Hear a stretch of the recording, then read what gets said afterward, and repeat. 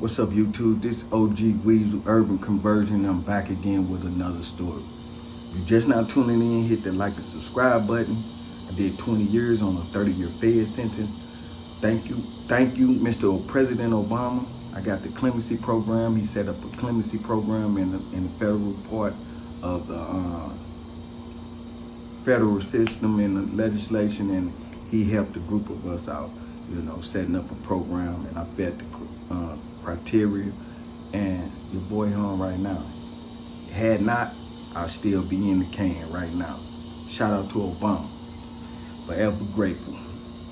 Now, this story, Pekin, Illinois. Hit the like and subscribe button. This Pekin, Illinois Federal Correctional Institution.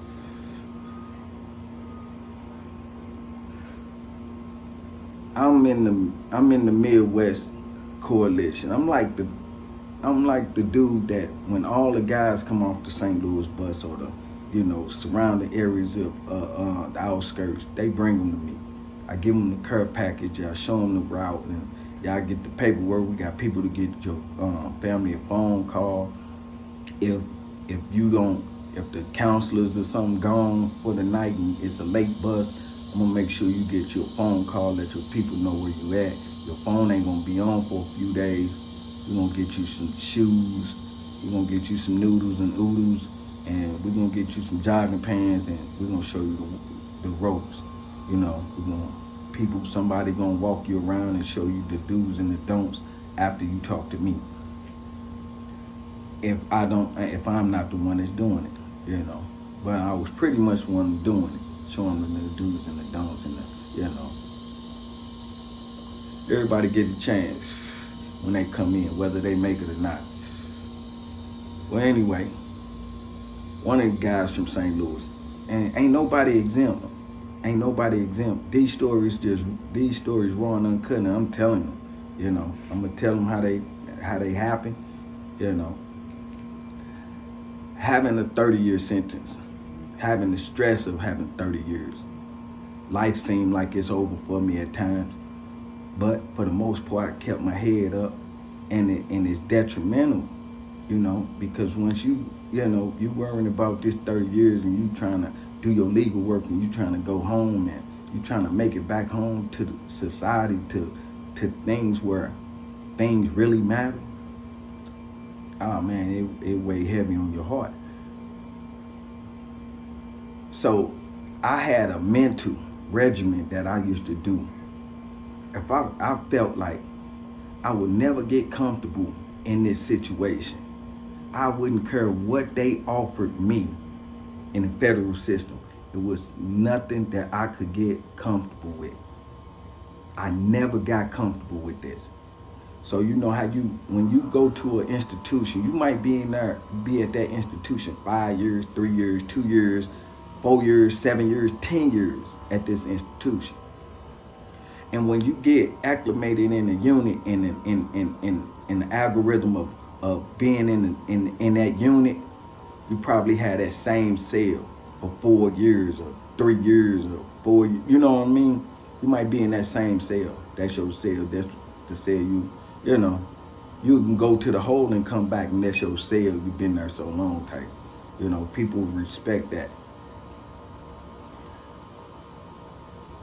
Me, that wasn't me, because I never wanted to get on a routine like that, because to me, that's like getting comfortable. So I used to psych myself out mentally.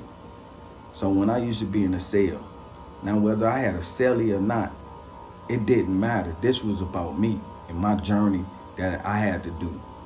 26 years on 30, so I had to do it the way I had to do it, mentally. So if I was in a cell, it don't matter if I feel like I've been in a cell too long. Meaning, if I've been in this cell for like 6 months straight, this one cell for 6 months straight, even if it was a 2-man or one, they ain't had no 1-man cells, but probably 2-man cells. That's the max that they had, and they had 3-man cells.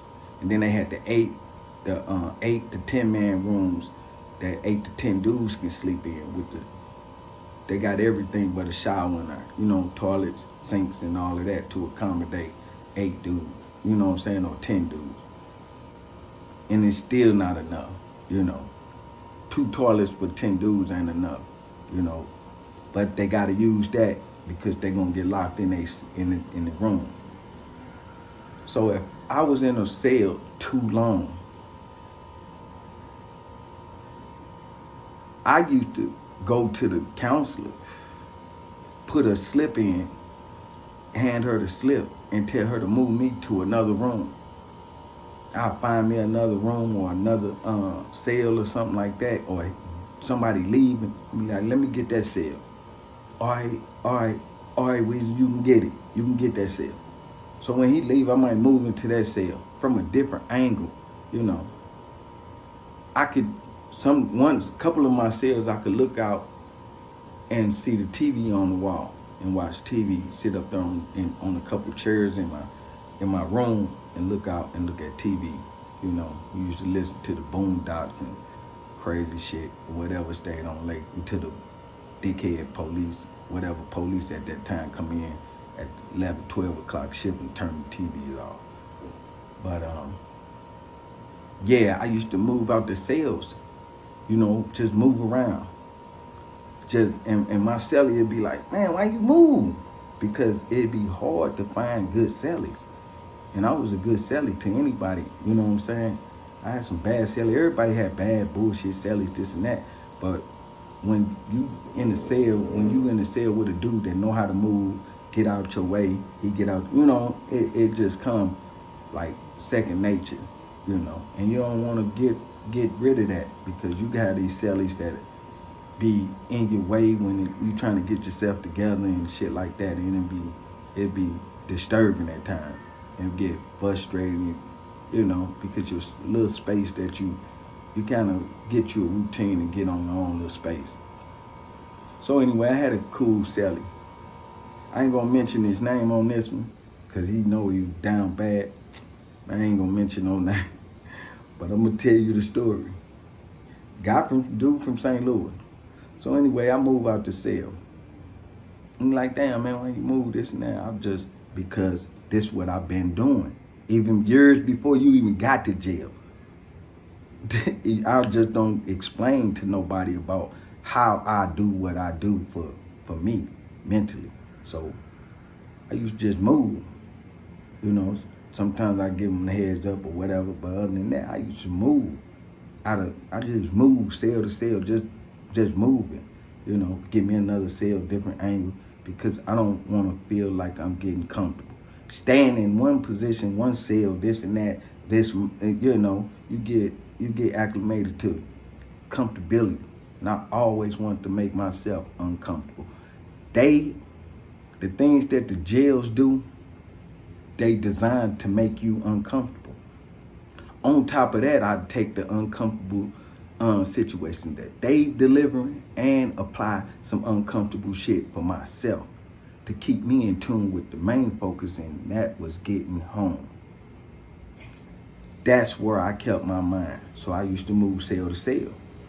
Didn't give a damn. I didn't want to feel like I was on no routine. So when I moved out this cell one time, I had this St. Louis cellie.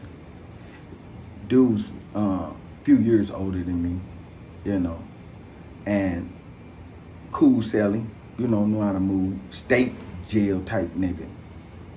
The cocky nigga, the cocky ass, looked like he been in state joint all his life, been different weights and, you know. But he had certain tendencies that he used to, you know, he's funny, all of that. And he had certain tendencies that make you wonder, like, damn, nigga, you like them boys or something. Or you used to mess with them boys in the state. So he used to talk about little situations and all of that about, and I used to just listen to him like, yeah, nigga, you like them boys. You know what I'm saying? You like them boys. You dealt with them boys in the state, you know. But that, you know, I'm looking at him like, yeah, nigga, I know you fucking with them boys in the state, you know. He one of them little state prison ass niggas. So, that indulge in shit that he ain't got no business. I just knew it, you know what I'm saying, from the conversation that he had. So with that being said, I move out the cell. Not because of what I feel about him. That ain't got nothing to do with it. Because it's a lot of weird ass niggas in jail. You know what I'm saying? All top and bottom. It's a lot of weird ass niggas. You know. And St. Louis ain't exempt either. You know. Some wild shit happened with St. Louis Car. You know. Motherfuckers coming out the closet. That's another episode. But anyway. When I move out the cell, because this is what I do, man, I wasn't going out the cell a week. We had a little rainbow running around in our unit. And I'm coming in from the yard. I think I had barely making it in the unit, but when I made it in the unit, I went straight to the telephones. So as soon as I got off the telephone, one of my homies come to me, or somebody was like, hey, you know your old celly got the boy in there rubbing his back. I'm like, what? Walked around the tier, seen that, looked at him, I'm like, damn, homie, what you on?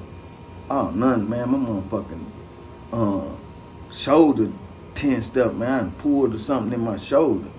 I'm like, oh, yeah? Oh, that's how, okay. And I walk off. I walk off, man. But I just tell you one thing, man.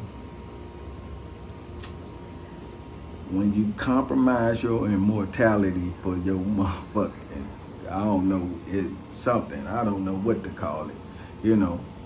But this OG Weasel Urban Conversion, man, I'm just letting y'all know, man, as soon as I moved out the cell, he needed a back rub, man. So, yeah, no. I don't know what to tell you, man. This is just one of another wild ass stories that came to my mind, and I'm gonna tell it. You know, this OG Weasel, I'm tuning in and I'm tuning out. Hit your boy up, man. Hit that like and subscribe button. Just another wild story, man. What y'all think about the comments, man? Y'all hit them comments in the bottom, you know, and let me know, man, what y'all think, man. But it's a sad situation, but it is what it is. Matter of fact, I got plenty of these stories, man, because motherfuckers was hiding. They was hiding undercover. And I need to start putting these niggas' names out. And it's another one out of St. Louis that I ran. Matter of fact, it's a few. So ain't none of them exempt. They got the rainbow tendencies and they the rainbow. So, you know, it is what it is. Nothing against the rainbows. This OG Weasel Urban Conversion, and I'm out. Holla at you.